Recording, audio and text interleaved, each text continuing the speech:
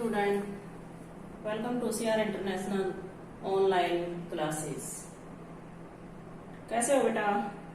आज हम कक्षा 10 का लेसन नंबर 12 गद्य भाग से लखनवी अंदाज के बारे में पढ़ेंगे। कल के लिए मैंने होमवर्क में लेसन पढ़ने के लिए भेजा था आपको, तो आज उसकी मैं आपको समरी समझा देती हूँ और फिर उसके प्रश्न उत्तर देखेंगे। लखनवी अंदाज, लखनवी मतलब लखनऊ का के जो रहने वाले हैं, ठीक है। अंदाज का मतलब होता है तरीका, यानी लखनऊ के लोगों के रहने का तरीका, रहन सहन का तरीका। तो ये आज हम इस लेसन के बारे में समझेंगे। तो देखिए, लेखक हैं यशपाल, और यशपाल का थोड़ा सा हम लेखक के बारे में भी जान लेते हैं। इनका जन्म 1903 ईस्वी में पंजाब में हुआ था और लाहौर से इन्होंने बीए की और उसके बाद 1976 में इनका देहांत हो गया था। कुछ रचनाएं हैं इनके, दादा कामरेड, दिव्या, झूठा सच, अमिता आदि इनके प्रमुख रचनाएं हैं। अब देखिए, हम अपने पाठ की ओर चलते हैं और समरी के रूप में ही इसको समझ लेते हैं। तो देखिए, लेखक ने इसमें क्या लिखा है। लेखक एक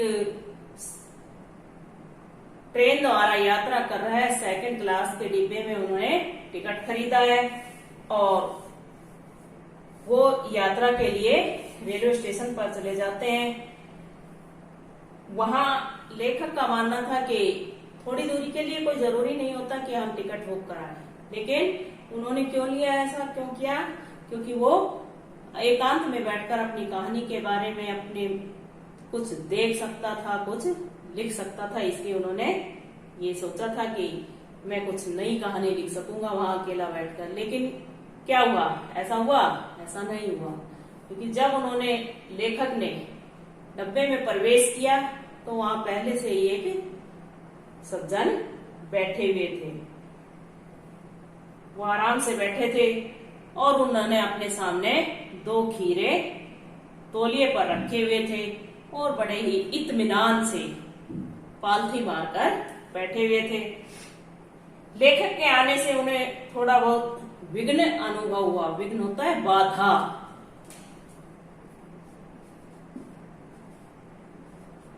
विघ्न का मतलब होता है बाधा।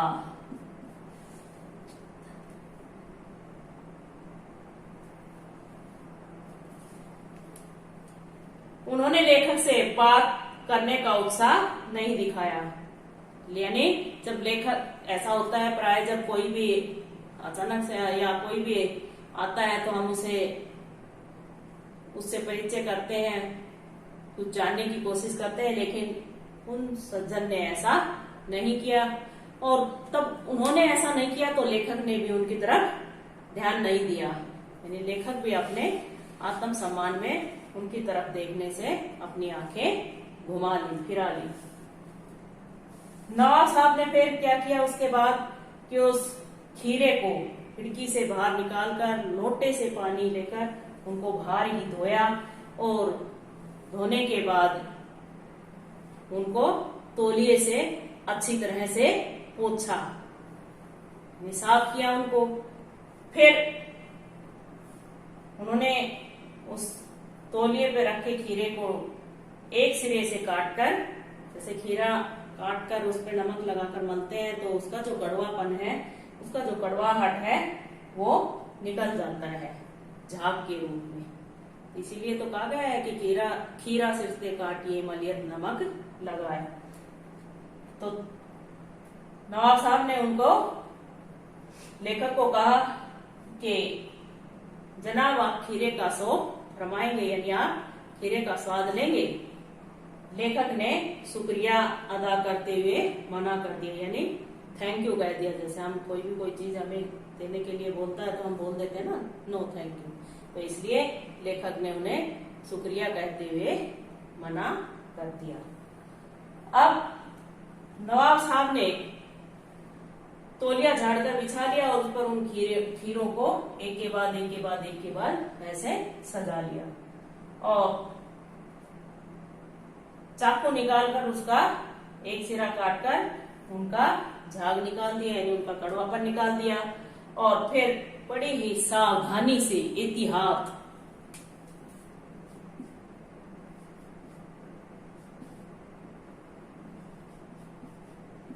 होता है सावधानी,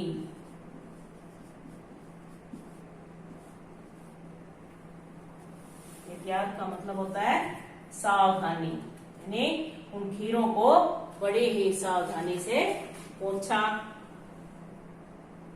और काट दिया और फिर करीने से सजा दिया, यानी एक सलीके से क्रम वाइज उनको सजा दिया और उसके बाद उन पर नमक मिर्च छिड़क दिया। फिर दोबारा लेखक से पूछा कि आप खीरा खाने का स्वाद लेंगे, लेकिन लेखक ने फिर भी उनसे मना कर दिया।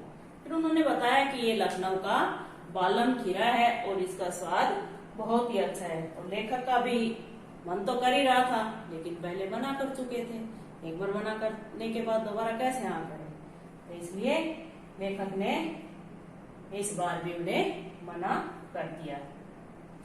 अब नवाब साहब ने क्या किया कि उन खीरों को सूंघा और उन्हें खिड़की से बाहर फेंक दिया, यानी वो दिखावा करना चाहते थे, इसलिए उन्होंने खाया नहीं खीरा, खीरों को देखा और खिड़की से बाहर फेंक दिया। और एक पहले उससे फेंकने से पहले एक लंबी अच्छी सांस ली, स्वाद के आनंद से उनकी आंखें मूंद गई, यानी उन खीरों को यहां तक ले गया और ऐसा अनुभव कर लिया उन्होंने कि जैसे उन्होंने खीरे का स्वाद ले लिया है। उन्होंने मुंह में भर आए पानी को गले में उतार लिया, उसके बाद उन्होंने खीरा खिड़की से बाहर छोड़ दिया, यानी फेंक दिया। इस प्रकार एक एक खीरे को सूंघकर उसका स्वाद लेते हुए उन्होंने सारी फाकों को खिड़की से बाहर फेंक दिया। नवाबी गर्व दिखाना चाहते थे कि अपनी शान दिखाना चाहते थे वो कि हम इस तरह से सूंघकर भी स्वाद ले लेते हैं। सारे खीरे बाहर फेंककर उन्होंने तौलिए से हाथ और होठ पोंछ लिए, जैसे उन्होंने खाकर ही स्वाद लिया हो, यानी बाहर ना फेंक कर खाए ही हो, इसलिए उन्होंने डकार भी ली, झूठ मूठ में डकार भी ली, ताकि वो लोग सामने वाले को ये लगे कि उन्होंने खीरा खा लिया है, इसलिए उन्होंने डकार भी ली। और फिर गर्वपूर्वक लेखक की ओर देखा, मानो कह रहे हो यह है खानदानी रईसों का तरीका, यानी गर्व से अपने आप को वो ऊंचा दिखाना चाहते थे, इसलिए उन्होंने लेखक की तरफ ऐसी नजरों से देखा ताकि उनको लगे कि हम तो खानदानी रईस हैं, और उनका दिखावा करने का ये तरीका ऐसा है। नवाब साहब मानो खीरे की तैयारी और प्रयोग से थककर लेट गए, लेखक को उनके सम्मान में सिर झुकाना पड़ा, यानी लेखक ने भी उनका सम्मान किया और उनके सामने सिर झुका दिया। लेखक सोचने लगा कि क्या स्वाद और सुगंध से इस तरह संतुष्ट हुआ जा सकता है, यानी बिना खाए कैसे संतुष्ट होगा लोग। मान लो अब आपकी पेट में भूख लगी है और आप खाना खाए ना, उसको सूंघ कर रख दें, तो क्या आपके पेट की भूख मिट सकती है? नहीं हो सकता ऐसा। तो लेखक सोच रहे थे कि क्या ऐसा हो सकता है। इतने में नवाब साहब ने जोर से डकार लिया, यानी उन्होंने कि भाई खाने के बाद जैसे जब खा लेते हैं तो हमारा पेट भर जाता है, तो अंदर से एक आवाज आती है कि उन्होंने जोर से डकार भी ली। वे लेखक की ओर देखकर बोले, खीरा लजीज होता है लेकिन होता है सकीन, यानी खीरा बहुत ही स्वादिष्ट होता है। लजीज का मतलब क्या होता है कि खीरा स्वादिष्ट होता है। पर क्या होता है, सकील का मतलब होता है भारी। लेकिन ये खा तो ले हम, लेकिन ये पेट के लिए भारी होता है। स्वाद तो बहुत लगता है, जैसे कई बार कोई चीज ऐसी हो जो स्वाद लगती है और खाते रहे और फिर पता चले कि ज्यादा ही खा लिया उसको। तो इसलिए उन्होंने फिर क्या किया कि कहा कि खीरा स्वादिष्ट बहुत होता है, लेकिन ये पेट के लिए भारी होता है। नामुराद मैदे पर बोझ डाल देता है। और यह सुनते ही लेखक को लगा ये नवाब साहब ही है, नई कहानी के लेखक। यानी ये लोग ऐसा कर सकते हैं कि बिना घटना पात्र के ये कहानी लिख सकते हैं। जब बिना खाए ये खाने का स्वाद ले सकते हैं, तो ये बिना पात्र के, बिना घटना के ये कहानी भी लिख सकते हैं।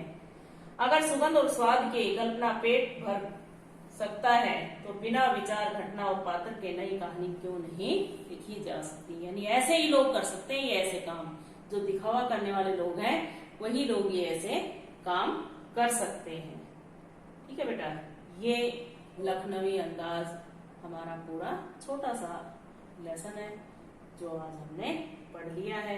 कल आपने भी, कल के लेक्चर में जो यानी असाइनमेंट में जो आपको दिया था, उसमें 2 क्वेश्चन भी दिए थे, 2 या 3 जो भी थे, वो आपको अपनी रफ नोटबुक में लिखने थे। और आज जो मैं आपको असाइनमेंट में क्वेश्चन दूंगी वो आपको अपनी फेयर नोटबुक में लिखने हैं। आज के लिए इतना ही बहुत। ठीक है बेटा, ध्यान से पढ़िएगा और सुरक्षित रहिएगा। धन्यवाद।